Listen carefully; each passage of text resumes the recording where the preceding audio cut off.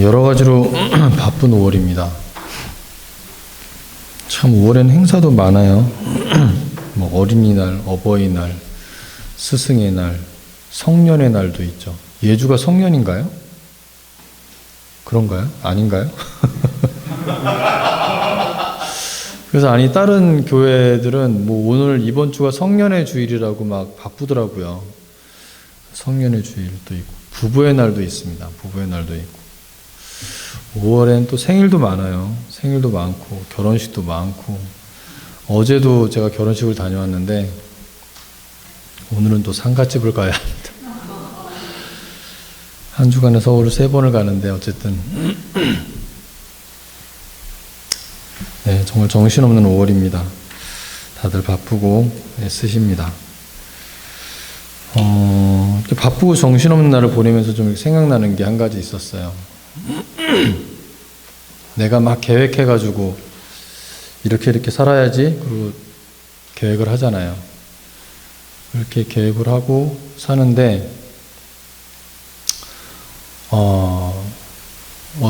이건 어떻게 하지? 라는 큰 문제가 눈앞에 다가오는 경우가 있죠.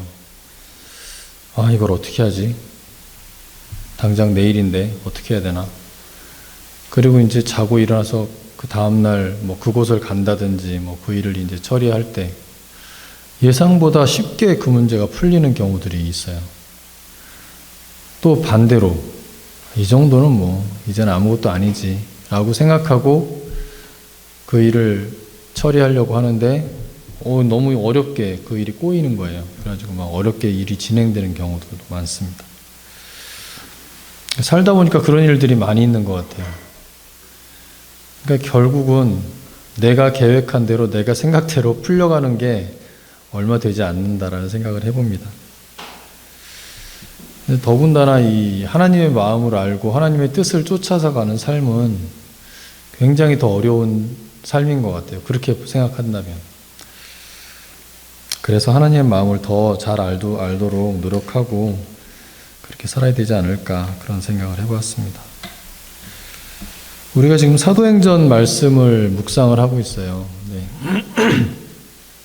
이 사도행전은 크게 이렇게 세 부분으로 나눠진다고 합니다.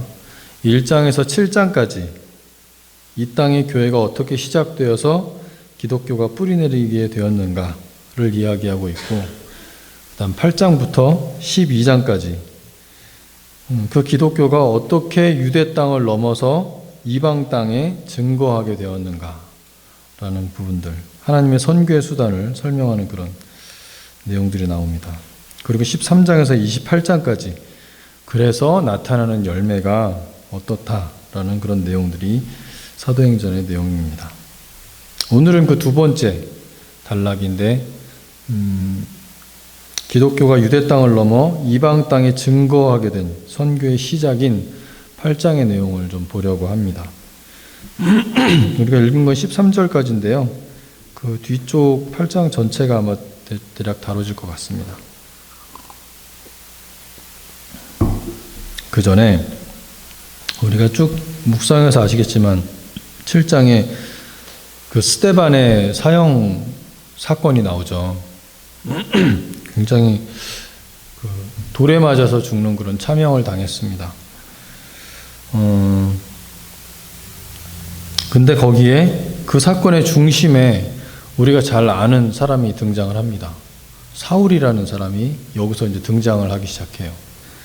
스데반과 사울이 이렇게 딱 엇갈려서 등장을 합니다. 7장 58절 말씀을 보면 스데반에게 돌 던지는 사람들이 사울이라 하는 청년의 발 앞에 옷을 두니라라고 이렇게 되어 있어요. 그 죄인들에게 돌을 던져 죽이기 전에 왜 그 사람들은 이렇게 입는 옷들이 좀 너플너플거리는 옷들이 많죠. 그래서 돌 던질 때 되게 거추장스러웠나 봐요. 그래서 그 옷을 벗어서 사울이라는 청년 앞에 벗어놓고 그 사형 제도를 집행하게 됩니다. 근데 그건 그 사울이 그 현장의 주동자이고 책임자임을 이야기한다고 합니다. 사울은 스데반을 죽이기 위해 적극적으로 가담했던 사람이고 그 중심에 있었던 사람임을 알 수가 있습니다. 오늘 본문 말씀 그 8장 1절에서도 사울은 그가 죽임당함을 마땅히 여기더라라고 되어 있습니다. 그런데 참 이게 아이러니하죠. 그런 사울이 나중에 바울이 되면서 그 자기가 애써 그렇게 찾아 죽였던 스데반이 전하고 있던 하나님을 목숨 걸고 전하는 사람이 됩니다. 그리고 또 그런 그 바울이 되리라고는 이 당시에 아무도 짐작할 수가 없죠. 스데반은 자신을 돌로 쳐 죽인 그런 관리자인 사울이 하나님이 충성된 일꾼이 될 것이라고 어디 상상이나 했었겠습니까? 이 대본을 작성하신 분이 하나님이시고 그분만 아시는, 그 누구도 알 수도 상상할 수도 없는 일이었습니다. 지금도 우리가 이 성경을 통해서 이 스토리를 알고 있지만 이 장면을 보면서 참 하나님의 계획하심의 그런 스케일은 인간이 알기 어렵다라는 그런 생각을 해보게 됩니다. 꼭 이 이야기뿐만 아니라 각자의 그런 삶에, 지금까지의 그런 삶의 스토리를 한번 생각을 해보세요. 이 시간에 이곳에서 이렇게 예배드리고 있을 거라고 생각을 하셨어요? 내가 계획하고 이렇게 삶을 살아오셨었나요? 하나님의 일은 정말 인간의 생각으로는 한 치 앞도 알 수 없습니다. 우리가 본문을 한번 이제 보면서 좀 살펴보겠습니다. 1절부터 3절까지 말씀인데요. 1절부터 3절까지 말씀을 같이 함께 읽어보겠습니다. 시작. 사울은 그가 죽임당함을 마땅히 여기더라. 마귀가 있어 사도 외에는 다 유대와 사마리아 모든 땅으로 흩어지니라. 경건한 사람들이 스데반을 장사하고 위하여 크게 울더라. 사울이 교회를 잔멸할세 각 집에 들어가 남녀를 끌어다가 옥에 넘기니라. 아멘. 우리가 앞에서 잠깐 봤지만 사울은 스데반의 죽음을 당연한 것으로 생각을 하고 있습니다. 그리고 이 스데반의 이 죽음의 과정을 보면 놀랍게도 예수님의 죽으심과 유사한 점이 많습니다. 사도행전 6장 11절에서 14절을 보면 예수님과 동일하게 신성모독 그리고 율법과 성전을 회방하여 말했다는 그런 죄목으로 고소를 당합니다. 그리고 7장 60절에 또 스데반이 죽기 전에 이런 얘기를 하죠. 주여 이 죄를 그들에게 돌리지 마옵소서 하고 숨을 거두는 모습도 예수님이 돌아가실 때와 굉장히 유사한 그런 모습입니다. 그리고 예수님이 부활하시고 다시 승천하시면서 하신 말씀, 사도행전 1장 8절 말씀들 다들 아시죠?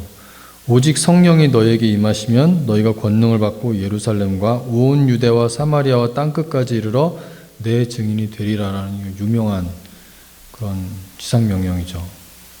이 말씀이 스데반의 죽음 이후에 8장 1절에서 이루어지기 시작했다라는 것들도 굉장히 놀랍습니다. 여기 1절에 보면 그날에 예루살렘의 교회에 큰 박해가 있어 사도회는 다 유대와 사마리아 모든 땅끝으로 흩어지니라. 흩어지고 거기서 복음이 전해지기 시작했죠.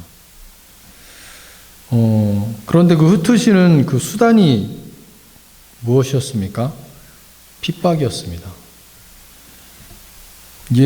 예수님의 그 제자들은 예수님의 부활 후에 한 곳에 모여 오순절에 성령을 받고 다들 성령 충만한 사람들이 되었었습니다.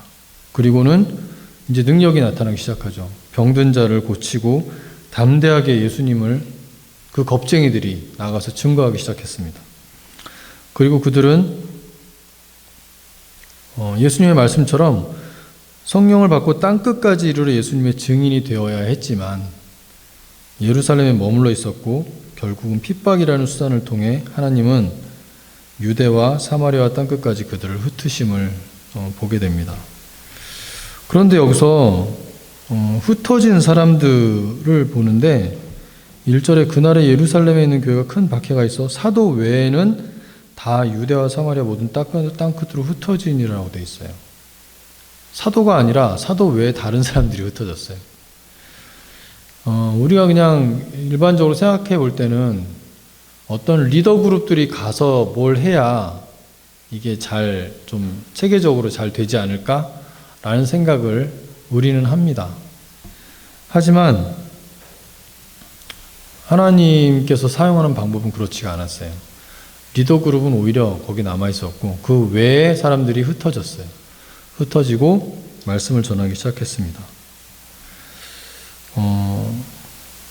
또 2절 말씀을 보면 경건한 사람들이 스데반을 장사하고 위하여 크게 울더라라는 말씀이 나옵니다.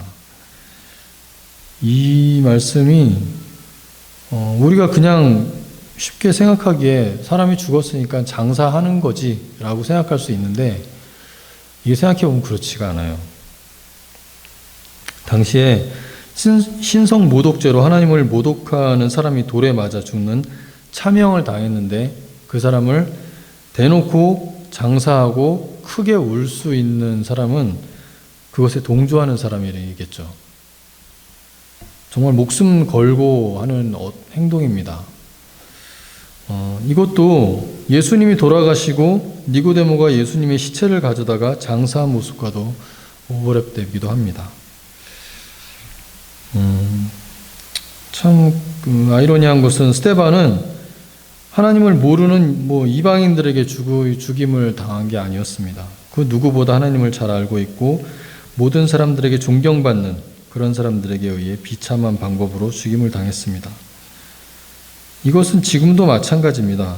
하나님 사역에 사실 가장 걸림돌이 되는 사람들은 하나님을 잘 알고 있는 그런 사람들입니다. 어설프게 잘못 알고 있으면서 고집부리고 자신의 주장인지 하나님의 생각인지 잘 구별하지 못하고 자신의 경험을 바탕으로 우기는 사람들. 하나님의 방법은 우리의 경험과 생각과는 전혀 다릅니다. 그래서 더욱 겸손하게 나의 것을 다 내려놓고 하나님의 뜻을 구해야 합니다. 하나님께서 일하시는 몇 가지 방식만 봐도 이것을 알 수가 있습니다. 우리가 앞에서 사울이 그렇게 변화되는 모습을 봐서도 알지만 십자가라는 방법은 정말 이건 누가 생각할 수 없는 그런 방법이에요. 이런 방법이 사람을 구원하기 위한 방법이다. 이거를 어떤 사람이 이거를 소설을 쓰겠습니까? 이야기를 만들겠습니까? 하나님의 그런 방식은 우리가 상상할 수조차 없는 그런 방식입니다. 그런 모세가 홍해를 가르는 것도 마찬가지죠. 거기서 홍해가 갈라질 거라고 어떻게 생각을 해요? 계속해서 3절을 보면 사울은 교회의 싹을 다 잘라버리려고 하고 있습니다. 정말 열심당원이고 충신입니다. 당시에 그 교회는 다들 가정교회였기 때문에 가정에 들어가서 사람을 마구잡이로 붙잡아다 옥에 가둔다. 이 방법은 정말 교회를 다 잔멸하겠다는 그런 의도가 충분히 보입니다. 잔멸한다는 것도 정말 초토화시킨다라는 그런 거죠. 이러니 스데반을 장사하고 그 앞에서 크게 울던 사람들이 얼마나 용기 있는 사람들인가.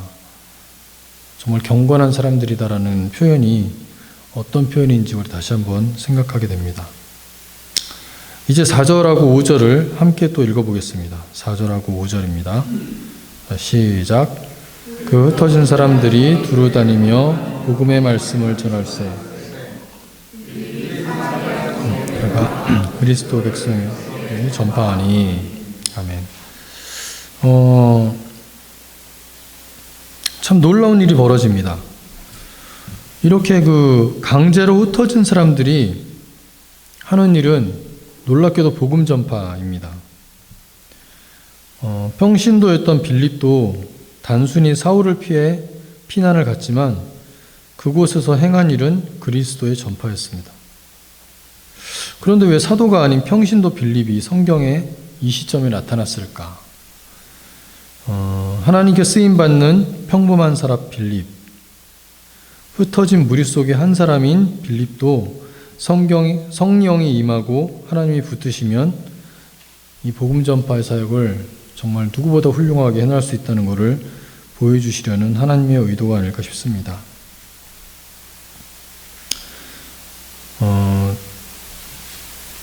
지금 사실은 우리 여기 이 교회에서 형제님들 각 가정별로 돌아가면서 이렇게 설교를 하죠. 이것도 사실은 굉장히 놀라운 일 중에 한 가지라고 저는 생각을 합니다.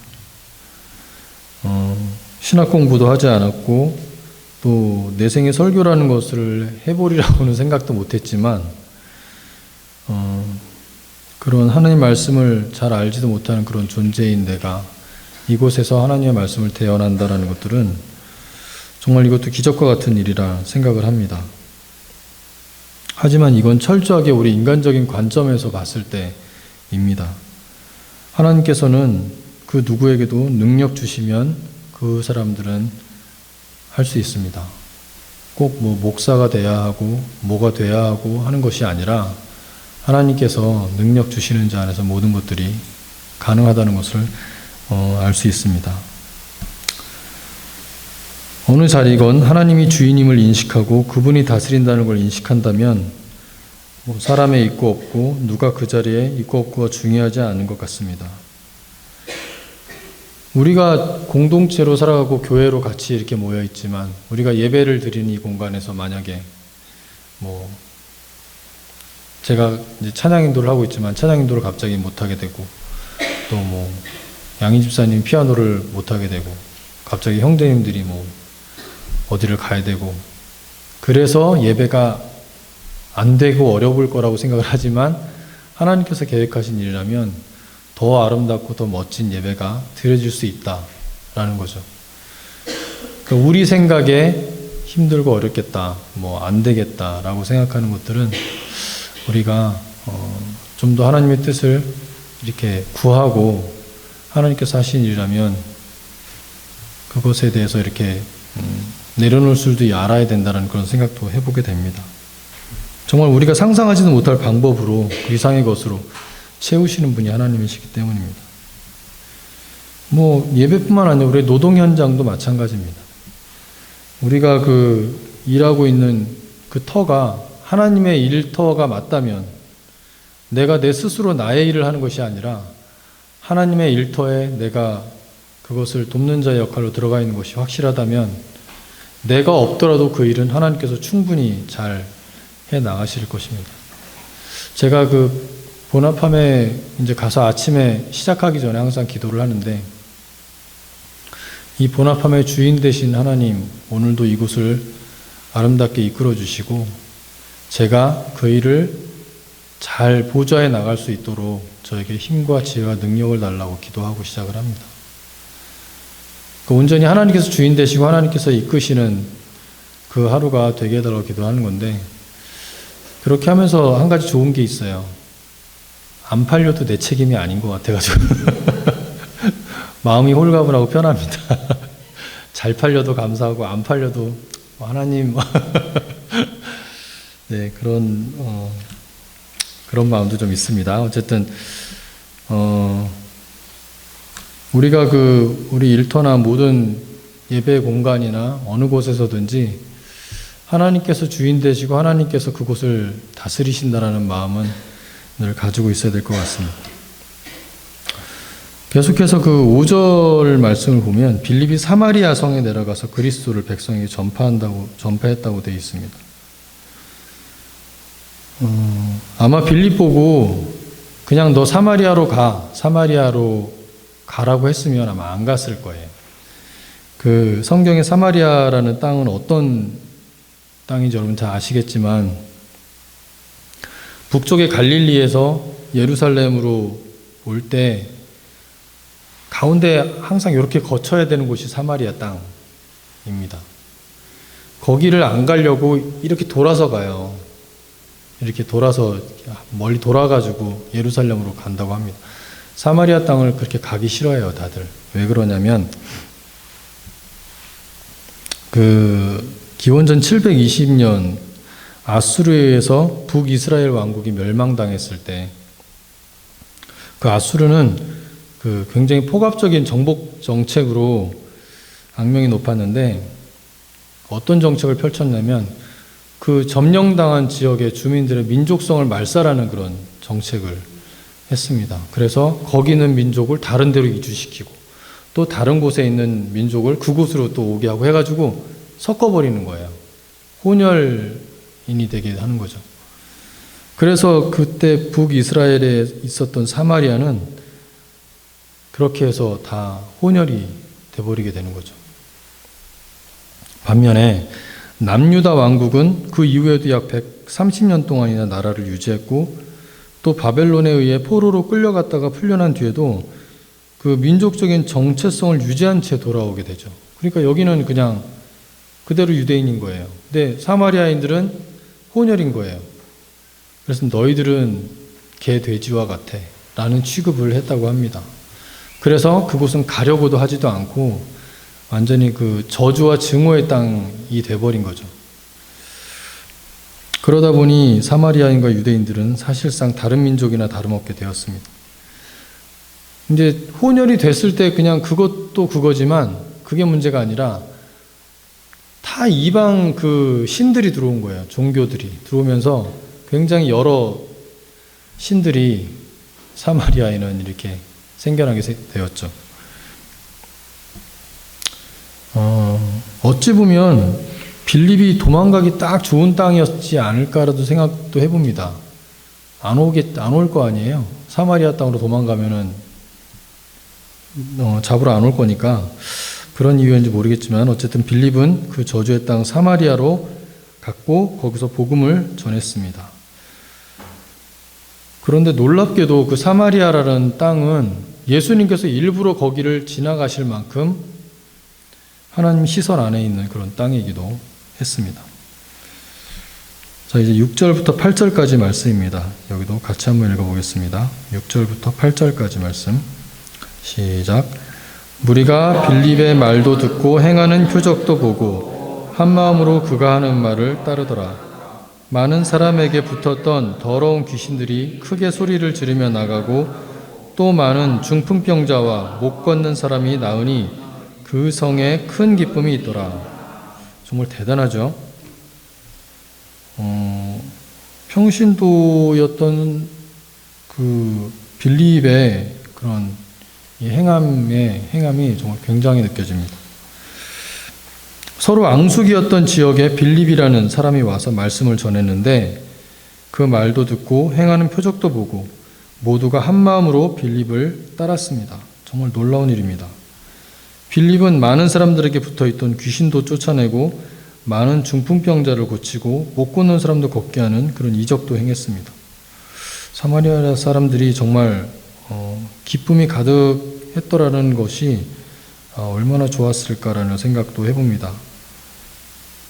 늘 언제나 멸시받고 천대받고 했던 사람들에게 이런 병나음의 기적들 또 하나님의 말씀들 너희는 내가 창조한 백성이야 나의 아들 딸이야 라는 그런 말씀들 이런 것들이 굉장히 그들에게 큰 기쁨이 되지 않았을까라는 생각을 해봅니다. 핍박을 통해 가야 할 곳에 복음의 기쁨을 이루는 하나님의 놀라운 복음 전파 방식입니다. 그런데 여기서 사마리아에서 또 한 사람이 이제 등장을 합니다. 9절부터 13절까지 말씀인데요. 이 말씀도 같이 한번 교독을 해보겠습니다. 9절부터 13절까지입니다. 저부터 읽을게요. 그 성에 시몬이라 하는 사람이 전부터 있어 마술을 행하여 사마리아 백성을 놀라게 하며 자칭 큰 자라 하니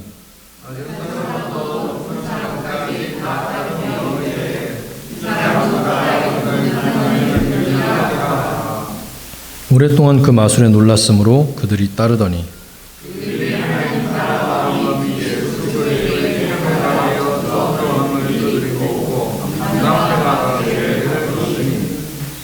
시몬도 믿고 세례를 받은 후에 전심으로 빌립을 따라다니며 그 나타나는 표적과 큰 능력을 보고 놀라니라. 아멘. 여기에 이제 그 시몬이라는 사람이 등장을 합니다. 시몬은 앞에서 이렇게 성경 말씀을 보면 어떤 사람이었습니까?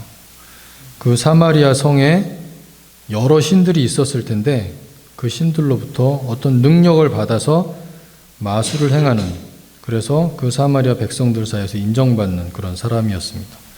여기서 그 행했다는 마술이라는 것은 우리가 생각하는 그런 어떤 눈속임 이런 마술이 아니라 정말 어떤 이적을 행하는 그런 것이었다고 합니다. 낮은 사람부터 높은 사람까지 다 따르고 인정한다는 걸 봐서는 많은 사람들에게 인정받는 지위가 어느 정도 있는, 영향력 있는 그런 사람으로 보입니다. 그 사람은 오래전부터 사마리아에 있었고 아마 그곳 토박이었을 그런 가능성이 높습니다. 그런 그곳에 이제 빌립이라고 하는 도망자가 찾아옵니다. 그리고 하나님이라고 하는 신의 말씀을 선포하기 시작하죠. 그리고 이적을 행합니다.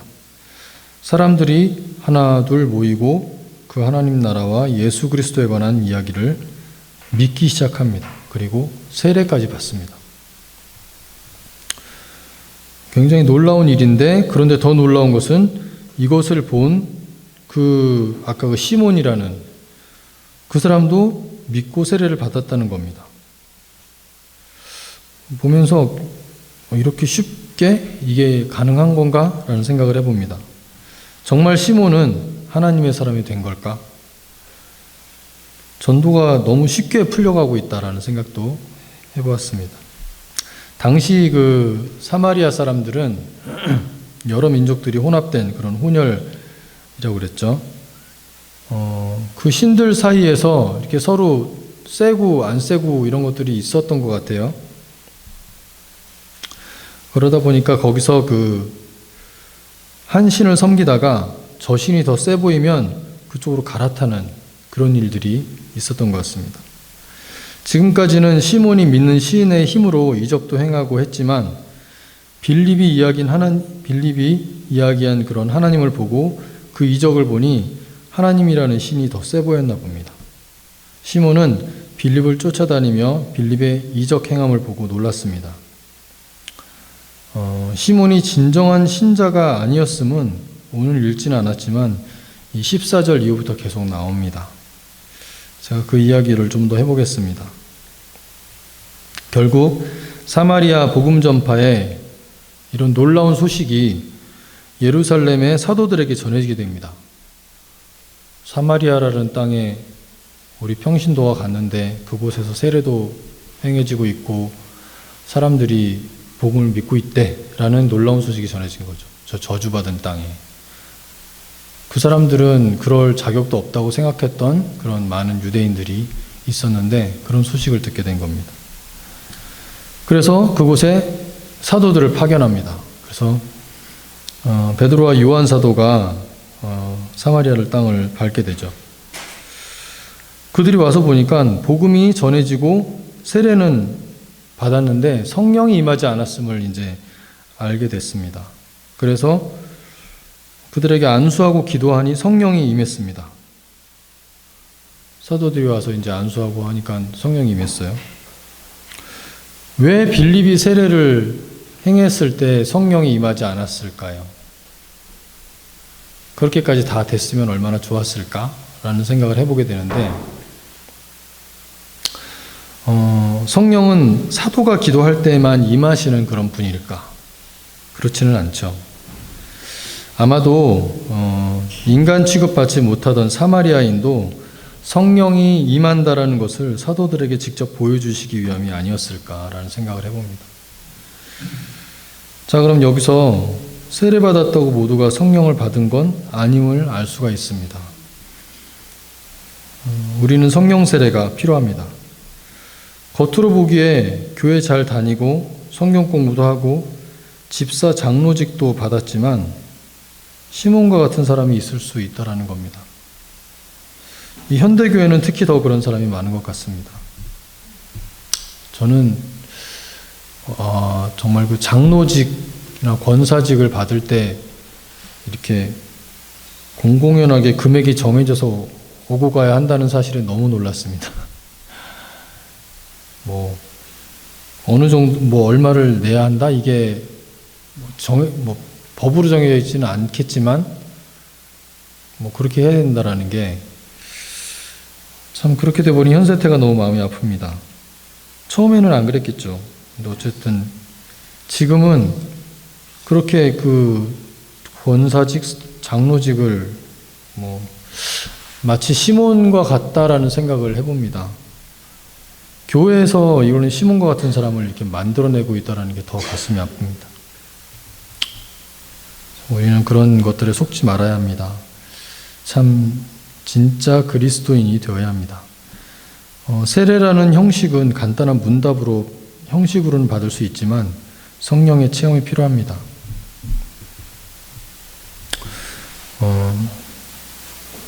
우리들도 마찬가지고 보나스쿨 친구들 특히 그렇습니다. 이번에 예주가 단기 선교 간다고 하죠.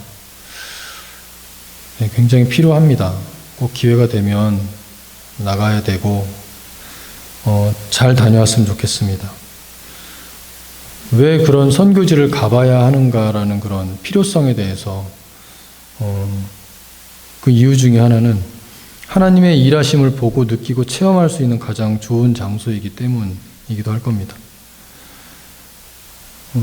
그곳에 가서 하나님의 일하심을 경험하고 눈으로 보고 또 성령님에 의해 나의 생각이 바뀌고 하는 것들이 필요합니다.